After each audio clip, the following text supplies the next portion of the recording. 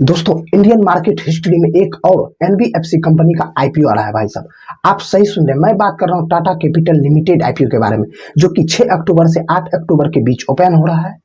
तो इस वीडियो में इसका आज रिव्यू करेंगे दोस्तों। सबसे पहले आईपीओ डिटेल के बारे में बात करेंगे, उसके बाद जीएमपी के बारे में बात करेंगे, यानी कि लेटेस्ट जीएमपी क्या चल रहा है, उसके बाद कंपनी की बिजनेस मॉडल के बारे में बात करेंगे, उसके बाद इसके फाइनेंशियल बैकग्राउंड देखेंगे, उसके बाद आरओई और आरओसी देखेंगे, पीयर कंपैरिजन देखेंगे और स्ट्रेंथ और वीकनेस देखेंगे। यदि कंपनी का 100 रुपया वैल्यूएशन तो कितना कमाती है, कितना खर्च है, कहाँ करती है, कहाँ से कमाती है, और लास्ट में कैलकुलेशन बताएंगे इसमें अप्लाई करना है कि अप्लाई नहीं करना, यदि अप्लाई करें तो क्यों करें, लिस्टिंग करने के लिए करें या लॉन्ग टर्म के लिए करें, ये सभी बात करेंगे इस वीडियो में। उससे पहले दोस्तों यदि आप मेरे चैनल पर हैं तो चैनल को सब्सक्राइब कर लीजिए और बेल आइकन को दबा दीजिए, ताकि आईपीओ और शेयर मार्केट से जुड़े इन्फॉर्मेशन सबसे पहले आपके मोबाइल में नोटिफिकेशन के रूप में आ जाए। तो दोस्तों हर बार की तरह जनता की जय बोलकर करते हैं वीडियो की शुरुआत। दोस्तों सबसे पहले आईपीओ डिटेल के बारे में बात करेंगे। तो ये आईपीओ यानी कि टाटा कैपिटल 6 अक्टूबर से 8 अक्टूबर के बीच ओपन हो रहा है। 9 को इसका अलॉटमेंट है और समझ गए। अब इसके तो दोस्तों ये टाटा सन्स की सब्सिडरी कंपनी यानी कि टाटा सन्स से ये अलग हुई है। ये नॉन बैंकिंग फाइनेंशियल कंपनी है, यानी कि एनबीएफसी ये नॉन बैंकिंग फाइनेंशियल कंपनी, ये लोन वगैरह प्रोवाइड कराती है, जैसे कि retail loan, corporate loan, infrastructure loan, wealth management and advisory, 5वां नंबर कमर्शियल लोन। ये लोन वगैरह प्रोवाइड कर। रिटेल लोन दोस्तों वो होता है जो कि हम आप घर बनाने के लिए, कार खरीदने के लिए लोन लेते हैं, उसे रिटेल लोन कहा जाता है। कॉर्पोरेट लोन जो कि बड़ी कंपनियों को लोन देती है, उसे कॉर्पोरेट लोन कहा जाता है। इंफ्रास्ट्रक्चर लोन जैसे कि पावर हाउस, पुल, सड़क, मेट्रो, रेलवे ये बनाने के लिए जो लोन दिया जाता है उसे कॉर्पोरेट लोन कहा जाता है। वेल्थ मैनेजमेंट एंड एडवाइजरी जो कि फाइनेंशियल होता है दोस्तों, बीमा, निवेश, ये सभी को वेल्थ मैनेजमेंट एडवाइजरी कहा जाता है, उस प्रकार की ये लोन है। कॉमर्शियल लोन जो कि छोटे मोटे एसएमई आईपीओ जो कि आते हैं वो लोन लेते हैं, छोटे मोटे बिजनेस करने वाले को, उसे ही कॉमर्शियल फाइनेंस कहा जाता है। दोस्तों इसके बिजनेस मॉडल के बारे में समझ हो गया, ये बैंक नहीं है लेकिन ये लोन प्रोवाइड कराती है। तो दोस्तों अब इसके फाइनेंशियल बैकग्राउंड के बारे में देख लेते हैं। कंपनी लॉस मेकिंग है या प्रॉफिट में है। यदि दोस्तों इसके एसेट्स के बारे में बात करें तो 2023 से लेकर 2025 तक का और इधर 3 मंथ का दिया गया है दोस्तों। तो टोटल एसेट्स के बारे में बात करें तो 1,35,625 करोड़ इसका एसेट्स 2023 में, और 24 में 1,76,000 और 25 में 2,48,000, यानी कि एसेट्स इसका साल दर साल बढ़ रहा है। अब इसके टोटल इनकम के बारे में बात कर लेते हैं। तो 13,637 करोड़ इसका 2023 में था, यानी कि टोटल इनकम में भी साल दर साल ग्रोथ। अब प्रॉफिट टैक्स के बारे में बात कर लेते हैं तो 2,945 करोड़ 2023 में इनके पास प्रॉफिट टैक्स था, और 3326 करोड़ 2024 में, और 3645 करोड़ 2025 में, 1040 करोड़ इधर 3 मंथ में, यानी कि पैट बढ़िया है।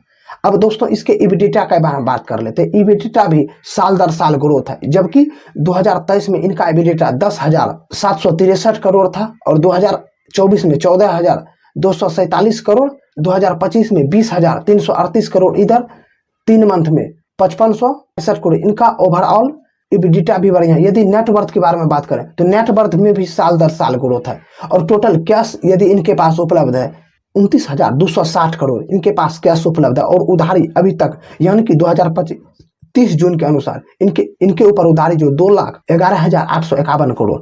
यह दोस्तों ये लोन प्रोवाइड कराती है। ये इस पर कंपनियों तो उधारी रह सकता है, ये कोई बड़ा बात नहीं है इस कंपनी के लिए।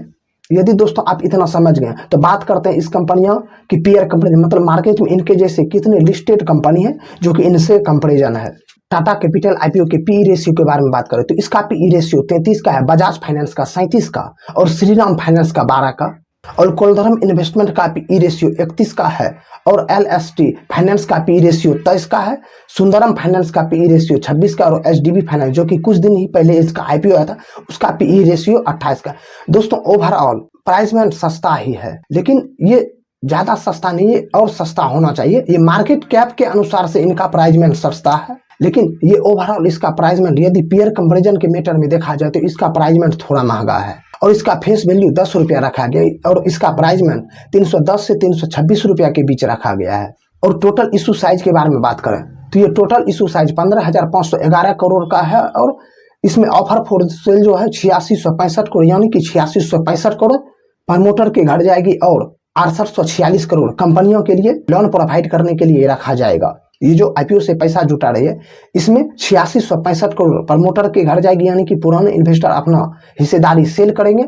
उसके बाद 6846 करोड़ कंपनी के पास रहेगा लोन प्रोवाइड कराने के लिए। इसमें कोई टेक्निकल काम नहीं है जो दोस्तों ये कि 6846 करोड़ वहां इन्वेस्ट करेगी, ये लोन वगैरह जो प्रोवाइड कराती है वहां ये इन्वेस्ट करेगी, जिससे इनको प्रॉफिट जनरेट होता रहे। अब दोस्तों ये खर्च कहाँ करती है और कमाती कैसे ये बताते हैं। ये खर्च कहाँ करती है, बैंक से लोन लेती है, उसका ये ब्याज देती है। जो रिटेल को लोन देती है ये सस्ते भाव पर लेती है और महंगे भाव पर देती है। इसी के बीच जो इनका प्रॉफिट होता है वही इनका मार्जिन बनता है। जैसे कि किसी बैंक से इसने लिया, ये बैंक नहीं है, नॉन बैंकिंग फाइनेंशियल यानी कि non banking financial company NBFC, इसी का नाम तो NBFC पड़ा है। ये बैंक नहीं है लेकिन ये लोन प्रोवाइड करती है। ये किसी और बैंक से लोन लेती है और रिटेल में लोन देती है, इंफ्रास्ट्रक्चर में लोन देती है, एडवाइजरी में लोन देती है, ऐसे ही प्रकार के ये लोन प्रोवाइड करते हैं। हाँ, वहां से ये सस्ता लोन लेती है और इधर महंगा देती है। इसका जो है लगभग 93 रुपया खर्च होता है। यदि 100 रुपया कंपनी कमाती है तो 93 रुपया खर्च होता है और 7 से 8 रुपया इनके प्रॉफिट होता है फाइनल। आप ये भी समझ गए। अब इसके स्ट्रेंथ और वीकनेस के बारे में बात कर लेते हैं। तो दोस्तों बैंक और NBFC कंपनी से इनका कड़ी टक्कर है, लेकिन सबसे बड़ा पॉजिटिव पॉइंट ये है कि ये कंपनी टाटा सन्स की सब्सिडी और टाटा का प्यार, टाटा का लगाव के कारण ये कंपनी लीडिंग है।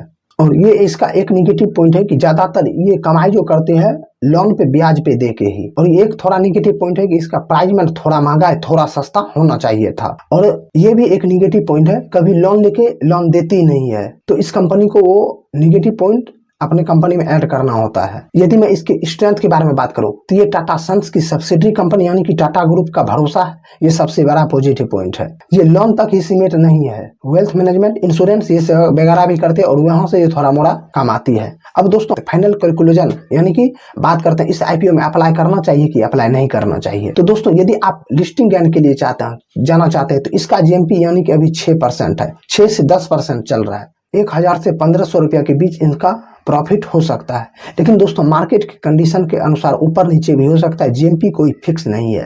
यदि आप लॉन्ग टर्म के लिए जाना चाहते हैं, इनमें NBFC कंपनी बहुत सारे कंपैरिजन है, तो मैं इस सेक्टर को छोड़ना चाहूंगा, इस सेक्टर में नहीं जाना चाहूंगा। ये यदि आप लॉन्ग टर्म के लिए जाना ही चाहते हैं तो ये मॉडरेट रिटर्न दे सकता है मेरे अनुसार। दोस्तों यदि आप इतना समझ गए हैं तो चैनल को सब्सक्राइब कर दीजिए और बेल आइकन को दबा दीजिए। आप इतना क्लियर हो गया। दोस्तों लास्ट में एक डिस्क्लेमर, ये वीडियो सिर्फ एजुकेशनल पर्पस के लिए बनाया गया। यदि आप इस आईपीओ में या किसी भी आईपीओ में अप्लाई करते हैं तो आप अपने फाइनेंशियल एडवाइजर से जरूर सलाह लें। और मैंने आपको जितना भी बताया इतना से आपको तो पूरा कैलकुलेशन क्लियर हो गया होगा। यदि दोस्तों आपको वीडियो पसंद आए तो लाइक जरूर करें। जय हिंद।